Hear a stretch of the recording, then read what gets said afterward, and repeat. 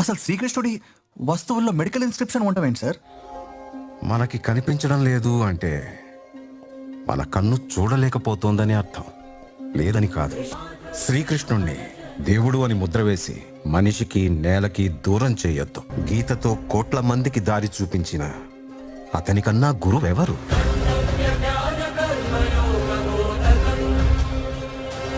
రక్షణ కోసం సముద్రం మధ్యలో ద్వారకా నగరాన్ని కట్టిన అతనికన్నా గొప్ప ఆర్కిటెక్ట్ ఎవరు? వేణుగానంతోనే గోవుల్ని గోపికల్ని కట్టిపడేసే అతన్ని మించిన మ్యూజిషియన్ ఎవరు? హోమయాగాలతో వర్షం తెప్పించిన అతనికన్నా ప్రకృతిని అర్థం చేసుకున్న క్లైమటాలజిస్ట్ ఎవరు?